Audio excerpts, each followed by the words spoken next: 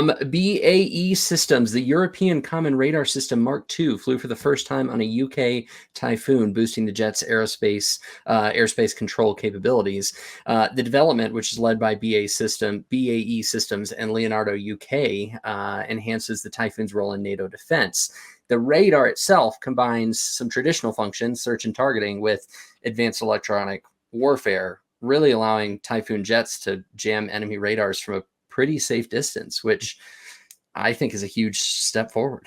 Yeah, this is pretty fascinating and pretty great because we're looking at a milestone that has obviously followed extensive ground testing, looking at the strong collaboration between the UK Ministry of Defense, RAF, and just the industry in general.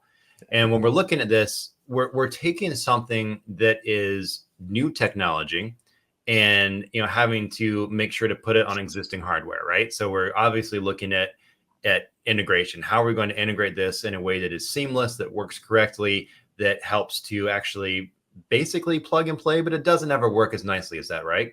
So being able to, the systems that really need to use this, like targeting missile systems, right? They need to be able to take the data from the radar and use it correctly and in real time.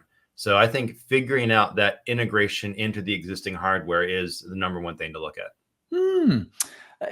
I just want to go. I'm going to come back to that in a second. But for me, there's a lot of talk about retiring the Typhoon right now as we go forward, especially when you've got this new. I don't know if you guys have seen it, the 6th gen fighter Tempest. Have you seen that?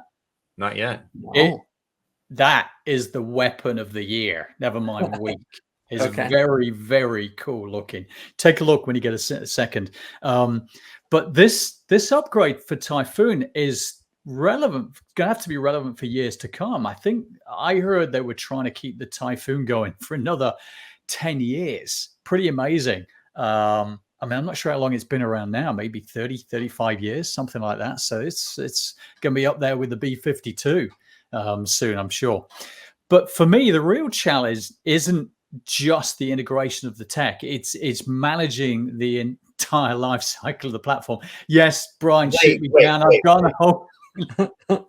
Yeah, whole life cycle. Take a moment and realize that what you accuse me of saying all the time, of the whole life cycle is important. Now you just did it. Okay. Yeah, but in my defense, from design changes to operational validation, you're going to ensure that everything runs smoothly as we move towards gradually replacing Typhoon with Tempest. And that's where the critical thread and AI come into play.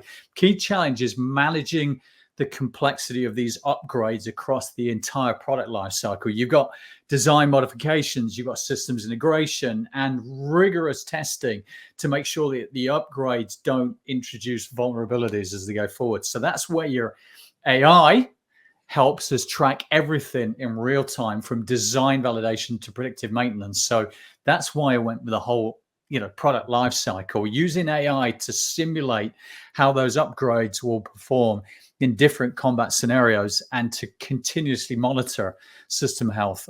Critical. Make sure it performs at peak all the way. I'm glad this show is recorded, because now I can just have basically Andrew saying, and I quote, "In my defense, Brian was right all along." That's right. That's right.